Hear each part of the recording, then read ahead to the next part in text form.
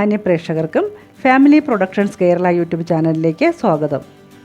Thiruvananthapuram Karamana government boys ഹൈസ്കൂളിലെ 1976-77 ബാച്ചിലെ SSLC പൂർവ്വ വിദ്യാർത്ഥികളുടെ കൂട്ടായ്മയായ ഓർമ്മക്കൂട്ടം 2026 മെയ് 1 വെള്ളിയാഴ്ച വൈകുന്നേരം കരമന സ്കൂൾ ഓഡിറ്റോറിയത്തിൽ വെച്ച് ഒത്തുചേരുകയുണ്ടായി. തദവസരത്തിൽ പൂർവ്വ അധ്യാപികയായ ശ്രീമതി രാജലക്ഷ്മി അമ്മാൾ നിലവിളക്ക് കൊളുത്തി ഉദ്ഘാടനം നടത്തുകയും ചടങ്ങിൽ കൂട്ടായ്മ രാജലക്ഷ്മി അമ്മാൾ ടീച്ചറെ പൊന്നാട ചാർത്തി ആദരിക്കുകയും ചെയ്തു. ശ്രീ മുരളി കോട്ടയ്ക്കകത്തിൻ്റെ അധ്യക്ഷതയിൽ ശ്രീ സത്യനാഥൻ കരമന, ശ്രീ മുരളീധരൻ കരുമം, ശ്രീ മുരളീകൃഷ്ണൻ കരമന, ശ്രീ അബ്ദുൾ റഷീദ് മണക്കാട് എന്നിവർ ചേർന്ന് ഭാരവാഹികളെ തിരഞ്ഞെടുത്ത് പുതിയ കമ്മിറ്റി രൂപീകരിക്കുകയും 35ഓളം അംഗങ്ങൾ പങ്കെടുക്കുകയും ചെയ്തു.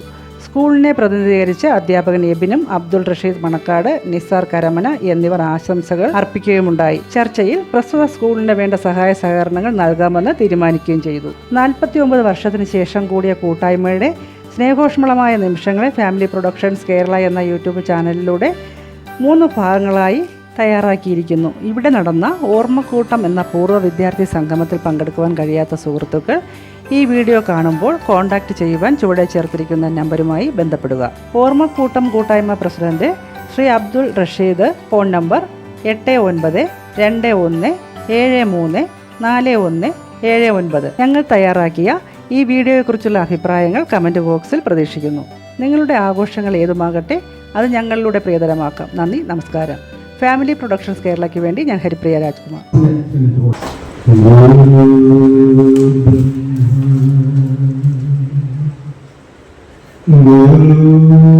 വിഷ്ണു ഗുരുദേവോ മഹേശ്വര ഗുരു സാക്ഷാത് പരബ്രഹ്മ തസ്മൈ ശ്രീ ഗുരവേ നമഃ. കുറിവരച്ചാലും കുരിശുവരച്ചാലും കുമ്പിട്ടു നിസ്കരിച്ചാലും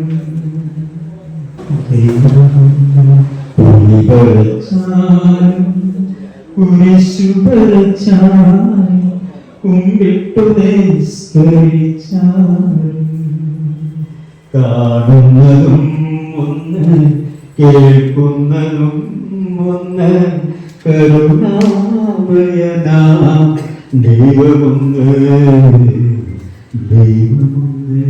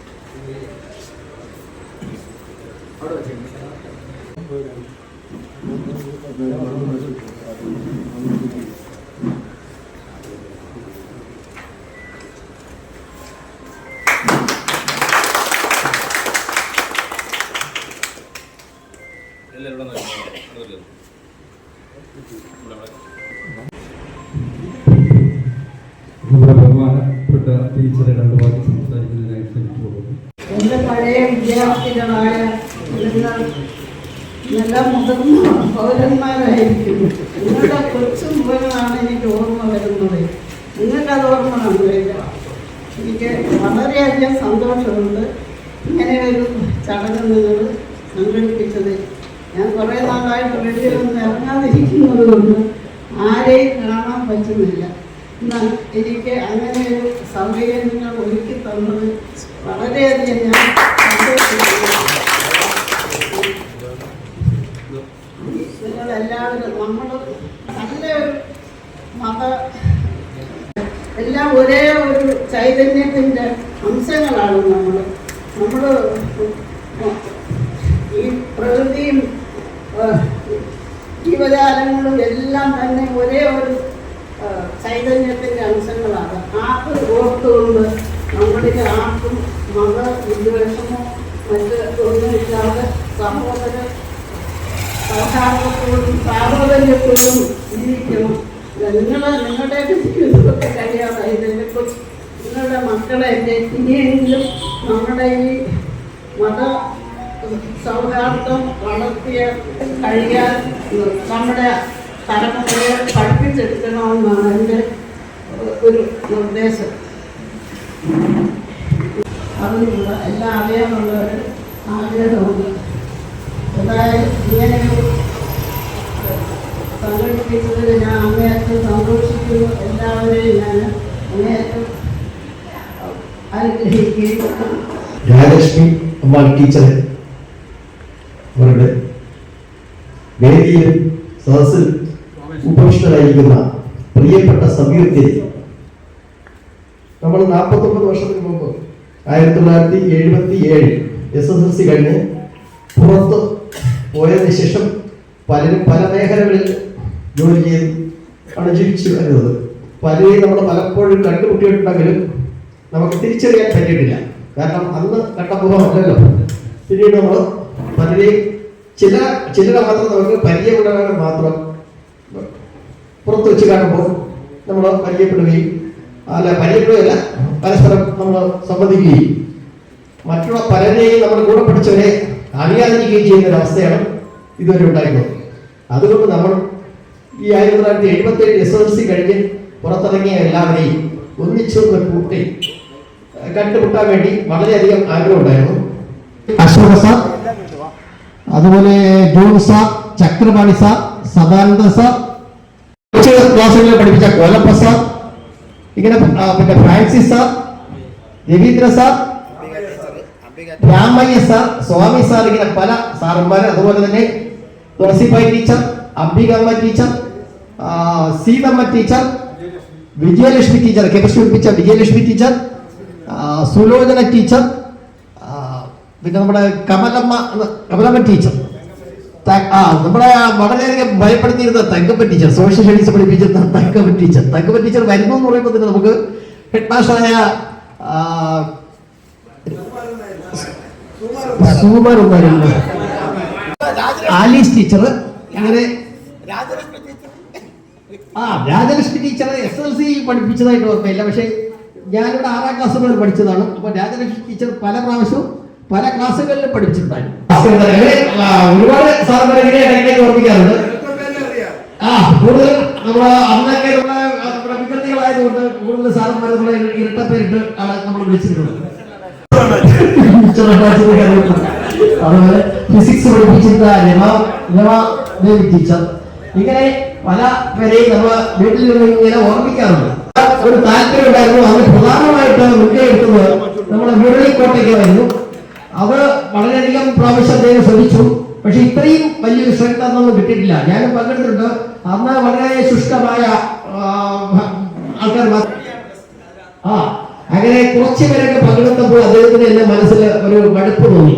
അതിനുശേഷം ഇപ്പോൾ അടുത്ത കാലത്തായിട്ട് വീണ്ടും നമ്മൾ സജീവമാക്കണമെന്ന് വിചാരിച്ച് നമ്മുടെ സത്യനാഥൻ, അതുപോലെ മുരളിക്കോട്ടയ്ക്കതും, അതുപോലെ നമ്മുടെ റഷീദ് എന്ന് പറഞ്ഞു കഴിഞ്ഞാൽ നിങ്ങൾക്കറിയാം സ്കൂൾ ലീഡർ അയക്കിയത് അബിയമ്മ ടീച്ചറാണ്. അദ്ദേഹം ചെറിയ അവിടുത്തെ ഗുണ്ടയായിരുന്നു. ഇവിടെ പറഞ്ഞാൽ കേൾക്കില്ല. മുന്നിൽ തന്നെ ഒരു പോലെ തന്നെ നിന്നപ്പോൾ കൊടുക്കാൻ വേണ്ടി അബിയമ്മ ടീച്ചർ സ്കൂൾ ലീഡറാക്കി. സജീവമായിട്ട് എല്ലാവരെയും നമ്പറൊക്കെ സംഘടിപ്പിച്ചു, നമ്മൾ വിളിച്ചു. ഇത്രയും വലിയൊരു കൂട്ടായ്മയൊക്കെ ഉണ്ടായി. അപ്പോ ഇനി നമ്മൾ ഇതിന്റെ കർത്തവ്യത്തിലേക്ക് എടുക്കുന്നു. പിന്നെ അതുപോലെ തന്നെ ഇവിടെ പൈസ ഇല്ല ഫുട്ബോൾ വാങ്ങാൻ. അതുകൊണ്ട് ഇവിടെ നിന്ന് കീറിയ ഒരു കേസ് വാങ്ങിച്ചിട്ട് ഇവിടെ സൈക്കിൾ ഷാപ്പിൽ കൊടുത്ത് കൊത്തി തച്ച് മറ്റേ നീളമുള്ള നെക്കുള്ള ബ്ലാഡ് വാങ്ങിച്ച് പെരുക്കി അതിനകത്ത് കുത്തി നിറച്ചിലേക്ക് ഫുട്ബോളെ കളിച്ചു. അങ്ങനെ ഞങ്ങൾക്ക് ഒരു ടീം ഉണ്ടായിരുന്നു. അപ്പോൾ ഞങ്ങൾക്ക് എതിർ ടീമായിട്ട് ഫൈനലിൽ വന്നത് ബഷീർ എന്നൊക്കെ പറയുന്ന വളരെ പിള്ളേർ സൈസാണ്. നമ്മളെക്കാളുടെ കുറെ കൂടെ വയസ്സ് കൂടിയവരായിരുന്നു അല്ലേ. ടെന്നീസ് അവർക്ക് ചെറിയ ഒത്താശ കൊടുത്തു, 5 രൂപ കൂട്ടി കൊടുത്തു. ആ സമയത്ത് ഒരു പരാജയം ഇതൊക്കെ എനിക്ക് നല്ലോണം ഓർമ്മയുണ്ട്. വളരെ ബഹുമാനപ്പെട്ട നമ്മുടെ ടീച്ചർക്ക്, രാജലക്ഷ്മി അമ്മ ടീച്ചർക്ക് എന്റെയും നമ്മുടെ 1977 SLC ബാച്ചിന്റെയും കൂട്ടായ്മയുടെയും സ്വാഗതം അർപ്പിച്ചു. അടുത്തതായിട്ട് വ്യക്തിപരമായിട്ട് ഓരോരുത്തർക്ക് സ്വാഗതം പറയേണ്ട ആവശ്യമില്ല. ഞാനിപ്പോ ഇത് സംഘടിപ്പിച്ച പ്രധാനികളായ നമ്മുടെ മുരളി കോട്ടയ്ക്കും അതുപോലെ പിന്നെ റഷീദ്, സത്യാനന്ദ്, സത്യദാസ്, അങ്ങനെ എല്ലാവരും ഇപ്പോൾ ഇതിൽ സഹകരിച്ചിട്ടുണ്ട്. നമ്മൾ വിളിച്ചവരെല്ലാം വരാം എന്ന് പറഞ്ഞിട്ടുണ്ട്. ഫോൺ നമ്പറും അതുപോലെ വീട്ടിൽ ചെന്നവരെ നമ്മൾ വിളിച്ചിട്ടുണ്ട്. അങ്ങനെ എല്ലാവരും സഹകരിച്ചതിന് എല്ലാവർക്കും സ്വാഗതം അർപ്പിച്ചുകൊള്ളുന്നു. പിന്നെ ഇനി നമ്മുടെ ഇടയ്ക്ക് നമ്മുടെ സത്യദാസിന്റെ നിർദ്ദേശം പറഞ്ഞ എല്ലാവരും ഈ ഇവിടെ വന്നിട്ട് അവരവരെ പരിചയപ്പെടുത്തണമെന്നാണ്. അപ്പൊ എനിക്ക് ഈ അവസരം കൊണ്ട് ഞാൻ പ്രത്യേകിച്ച് ഒരു പ്രാവശ്യം വന്ന് പരിചയപ്പെടുത്തുന്നതിനേക്കാളും ഞാൻ ഇപ്പൊ തന്നെ പറയുന്നു. എന്റെ പേര് K. മുരളീധരൻ നായർ എന്നാണ്. ഞാൻ 10 ഡിയിലാണ് SLC പഠിച്ചത്. അംബികാ ടീച്ചറിന്റെ ക്ലാസ്സിലാണ് പഠിച്ചത്. അതിന് ശേഷം ഞാൻ പിന്നെ 2 ജോലിയിൽ പ്രവേശിച്ചു. ആദ്യം KSEB ഇലക്ട്രിസിറ്റി ബോർഡിലായിരുന്നു. അതിനുശേഷം എക്സൈസിലായിരുന്നു. എക്സൈസിലെ ഇൻസ്പെക്ടറായിട്ട് റിട്ടയർ ചെയ്തു. എനിക്ക് 2 പെൺമക്കളാണുള്ളത്. 2 പേരും ഇപ്പോൾ ഹൈസ്കൂൾ ടീച്ചർമാരാണ്. ഒരാൾ പൂവാർ ഹയർ സെക്കൻഡറി സ്കൂളിലും ഒരാൾ നമ്മുടെ സെനാന മിഷൻ എന്നറിയപ്പെടുന്ന ഫോർട്ട് മിഷൻ ഗേൾസ് സ്കൂളിലാണ്. അവർ 2 പേരും ഗായികമാരാണ്. ആതിര മുരളി, അർച്ചന മുരളി എന്നാണ് പേര്. അവരാണ് ഈ നമ്മുടെ മുഖ്യമന്ത്രിയുടെയും നമ്മുടെ പ്രധാനമന്ത്രി സെക്രട്ടറി വന്നപ്പോൾ കേരള ഗാനമൊക്കെ ആലപിച്ചത് എൻ്റെ മക്കളായിരുന്നു. അങ്ങനെ അതിനെ കുറിച്ച് ഇത്രയൊക്കെ ഉള്ളൂ. അതിന്റെ നമസ്കാരം. അധ്യക്ഷ പ്രസംഗത്തിനായി പ്രിയ സുഹൃത്ത് അധ്യാപകർക്കും മറ്റ് ബന്ധപ്പെട്ടവർക്കും എല്ലാവർക്കും വേണ്ടി എല്ലാവരും ഒരു മിനിറ്റ് എണീറ്റ് നിന്ന് അവർക്ക് എല്ലാവർക്കും വേണ്ടിയിട്ട് നമുക്ക് ആദരാഞ്ജലികൾ.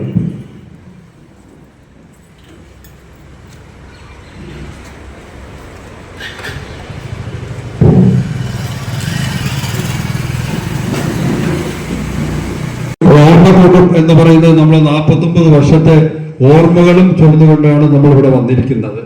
ഇന്ന് ലോകമാകെ തൊഴിലാളി ദിനം ആചരിക്കുമ്പോൾ നമ്മളിവിടെ പരസ്പരം കണ്ടുമുട്ടുന്ന ഒരു ദിനമായി ആചരിച്ചു കൊണ്ടിരിക്കുകയാണ്.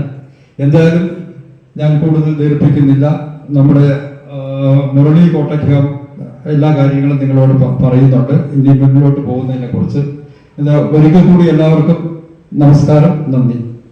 ടീച്ചർ, വേദിയിലിരിക്കുന്ന എൻ്റെ പ്രിയ സുഹൃത്തുക്കളെ, സദസ്സിലിരിക്കുന്ന അതിലും പ്രിയപ്പെട്ട സുഹൃത്തുക്കളെ, ഒരു വല്ലാത്ത സന്തോഷം തോന്നുന്നു ഇവിടെ നിൽക്കുമ്പോൾ.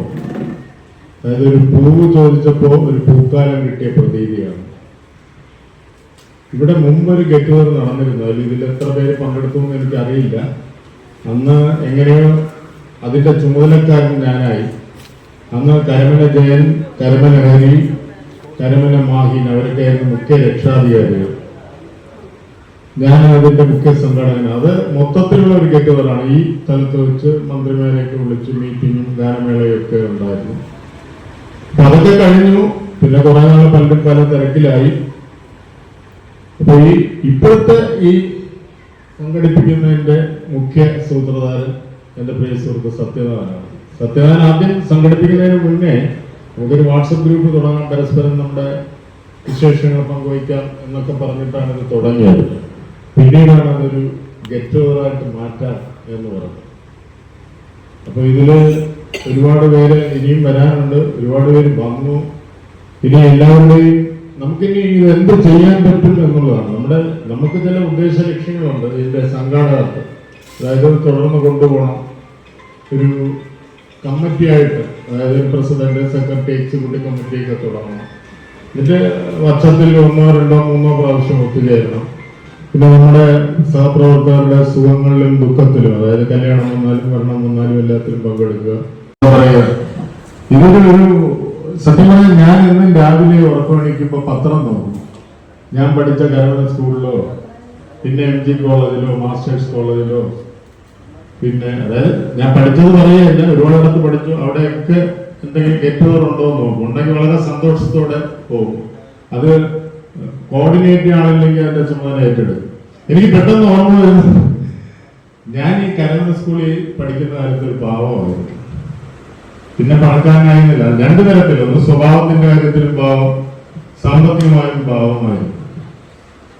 പിന്നെ ഇവിടുത്തെ പഠനം തിരക്കേടില്ലാതെ പഠിക്കുമായിരുന്നു. ഇവിടുത്തെ പഠനം കഴിഞ്ഞ് MG കോളേജിൽ 5 കൊല്ലം പഠിച്ചപ്പോഴാണ് ഒരുപാട് കാര്യങ്ങൾ പങ്കെടുത്ത് അവിടുത്തെ NCCയുടെ ആർമി വിങ്ങിന്റെ സീനിയർ അണ്ടർ ഓഫീസറായി. അങ്ങനെ ആദ്യം പട്ടാളത്തിൽ ജോലി കിട്ടി, പിന്നെ പോലീസ് കിട്ടി. അത് രണ്ടും ജോയിൻ ചെയ്തില്ല. പിന്നെ ചെറിയ കോർപ്പറേറ്റ് ബാങ്ക് ഇവിടെ അടുത്ത് തന്നെയുള്ള അതിന്റെ ഹെഡ് ഓഫീസ് അനന്തശയനം, അവിടെ സ്ഥിര ജോലി കിട്ടി. വർക്ക് ചെയ്തുകൊണ്ടിരുന്നപ്പോൾ ദേവസ്വം ബോർഡ് കിട്ടി. ശബരിമല വരാത്ത VIP-മാരില്ലല്ലോ. ആര് വന്നാലും ഞാൻ റിട്ടയർ ആവുന്നിടം വരെ ഞാനാണ് കൊണ്ടു നടന്ന് തൊഴിക്കുന്നതൊക്കെ. അങ്ങനെ വളരെ ഇതായിട്ട് പറയുകയില്ല.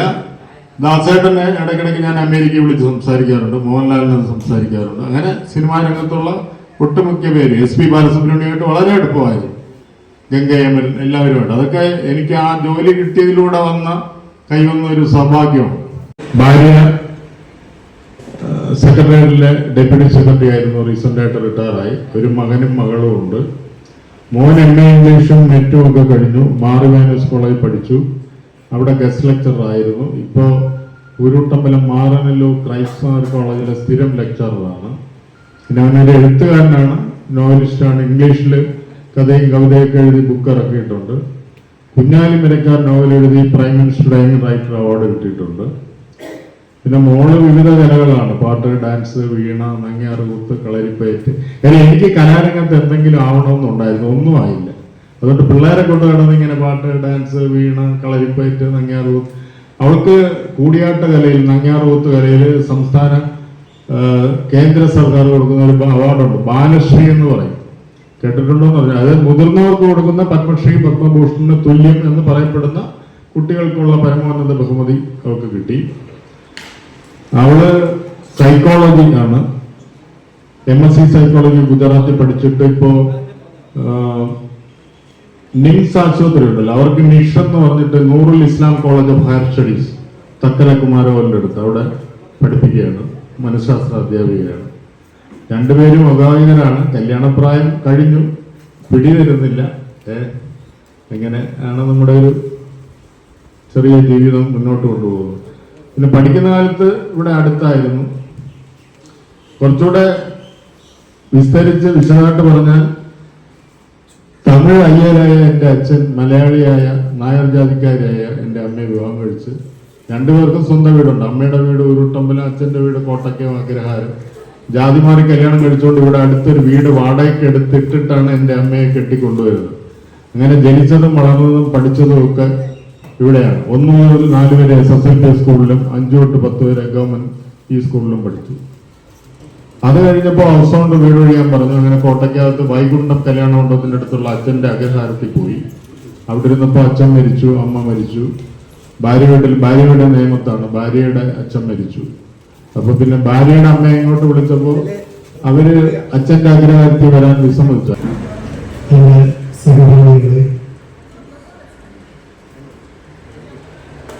നമ്മുടെ പൂർവ്വകാല അധ്യാപിക രാജലക്ഷ്മി അമ്മ ടീച്ചർ അവരുടെ എന്നെ പരിചയപ്പെടുത്തേണ്ട ആവശ്യമില്ല എങ്കിലും ഞാൻ ഈ നിൽക്കുന്ന ഈ നിമിഷം വളരെയധികം സന്തോഷം എൻ്റെ ജീവിതത്തിൽ ഉണ്ടായിട്ടുള്ള ഏറ്റവും വലിയ ഒരു സന്തോഷത്തിൻ്റെ നിമിഷത്തിലാണ് നിൽക്കുന്നത്. ഞാൻ SSLCക്ക് പരീക്ഷ എഴുതുമ്പോൾ അന്ന് കാലടി സ്കൂളിൽ സെന്റർ ഇല്ലായിരുന്നു. ആ കുട്ടികൾക്ക് ഇവിടെയാണ് സെന്റർ. അങ്ങനെ ആ കുട്ടികൾ ഇവിടെ വന്ന് ബഹളം വയ്ക്കുകയും ഒക്കെ ചെയ്തപ്പോൾ എനിക്കത് നേരിടേണ്ടി വന്നു. അന്ന് ഞാൻ സ്കൂൾ ലീഡറാണ്. അന്ന് എൻ്റെ പരീക്ഷ തുടങ്ങുന്നതിന് ഒരു അരമണിക്കൂറിന് മുമ്പ് എൻ്റെ കയ്യിലിരിക്കുന്ന പേന നഷ്ടപ്പെട്ടു. ടീച്ചറിന്റെ കയ്യിലിരിക്കുന്ന പെണ്ണെടുത്ത് എനിക്ക് തന്ന് പരീക്ഷ എഴുതാനായിട്ട്. അതിനാണെങ്കിൽ വളരെയധികം എനിക്ക് ഭയങ്കരമായിട്ട് ഇന്നും ഞാനത് ടീച്ചർമാരെ കുറിച്ച് ഓർമ്മിക്കുമ്പോൾ എനിക്ക് വളരെയധികം ഒരു അത്ഭുതമാണ് തോന്നുന്നത്.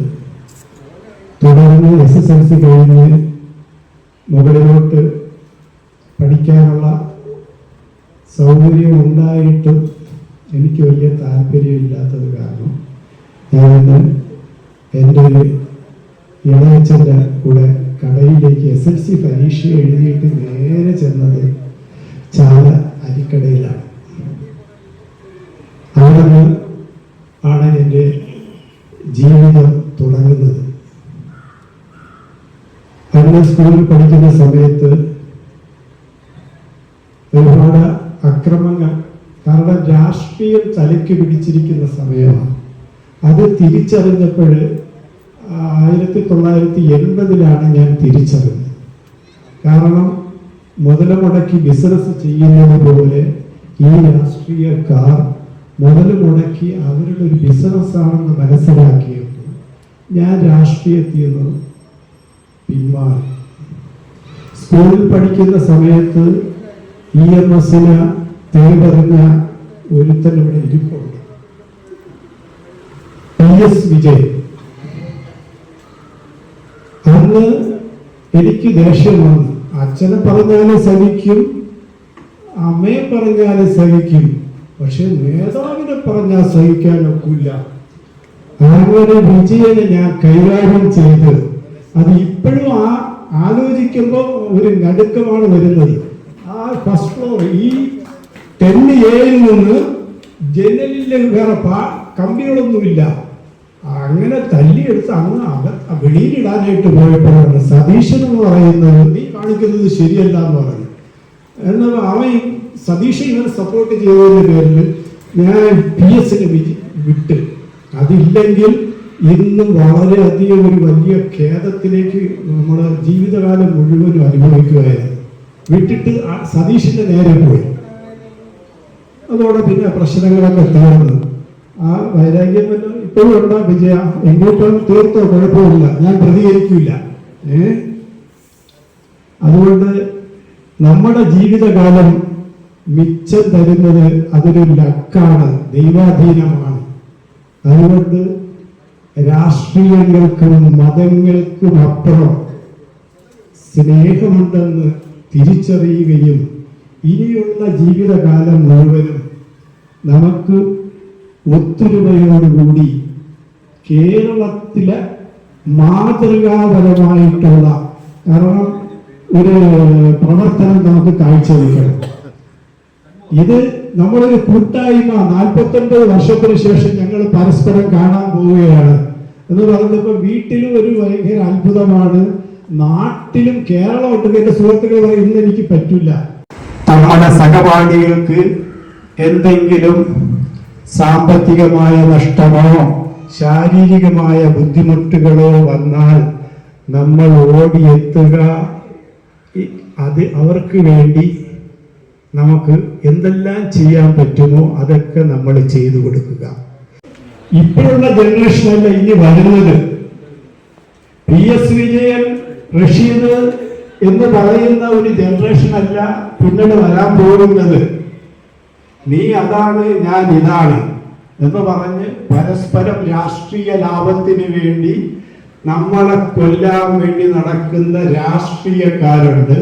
അവരെ നമ്മൾ സൂക്ഷിക്കുക. നമ്മുടെ എല്ലാ ശരീരത്തിലും ഓടുന്ന രക്തം ഒന്ന് തന്നെയാണ്, അതൊരു മാറ്റവുമില്ല.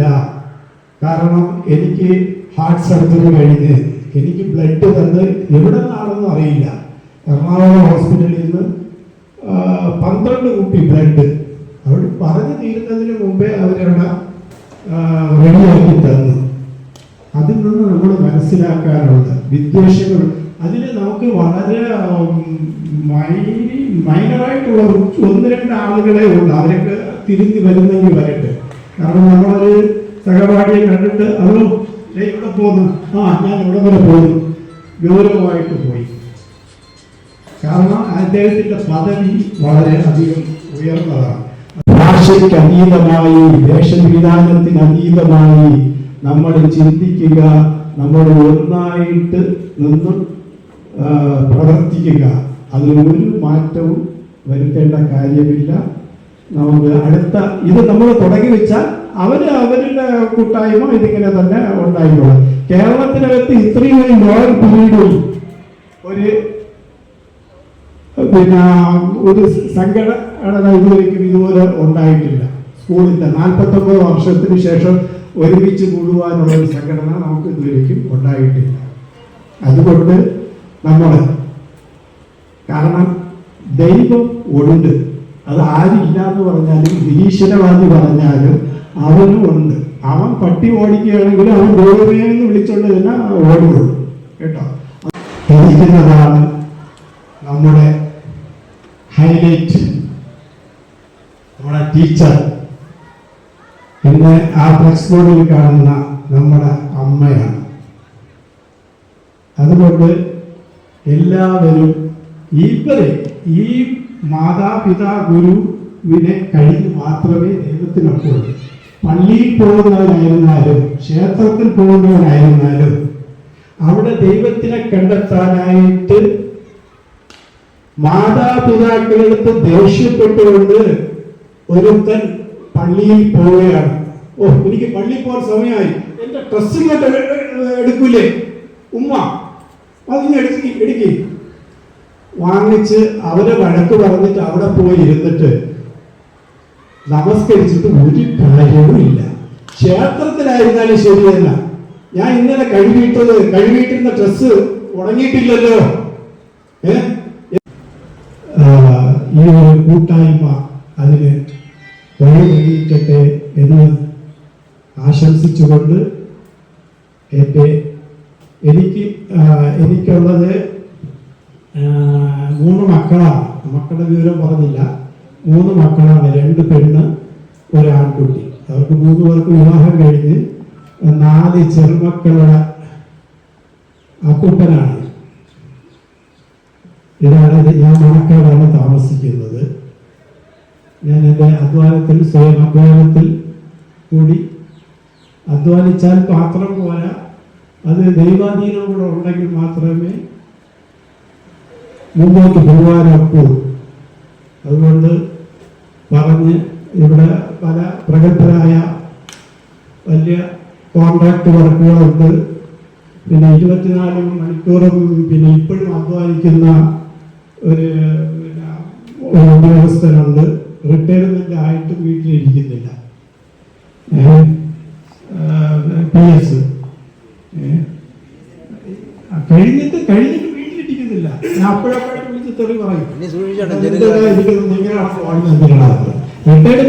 റിട്ടയർമെന്റ് ഇല്ലാത്ത നോക്കാണ്. ബിസിനസ്സുകാരന് ഒരിക്കലും റിട്ടയർമെന്റ് ഇല്ല.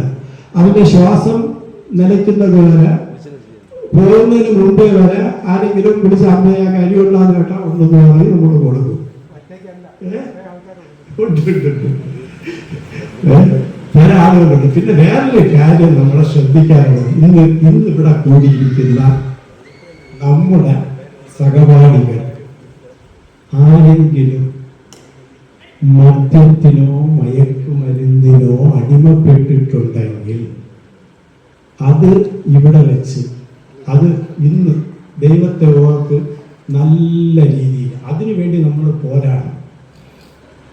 നമുക്ക് ആദ്യം നമ്മുടെ സംഘടനയെ, നമ്മുടെ ഈ കൂട്ടായ്മയെ ലഹരി മുക്തമാക്കുക, പിന്നെ നാട്ടിൽ ലഹരി മുക്തമാക്കാൻ നമുക്ക് ശ്രമിക്കാം. ഇത്രയും പറഞ്ഞുകൊണ്ട് എൻ്റെ വാക്കുകൾ നിർത്തുന്നു. നന്ദി, നമസ്കാരം. അടുത്ത നമുക്ക് നമ്മുടെ ഇന്നത്തെ ഉദ്ഘാടക പ്രിയപ്പെട്ട ടീച്ചറിനെ യാത്രയാക്കാം. എല്ലാവരും ക്ഷണിയിട്ടിരുന്ന ടീച്ചർ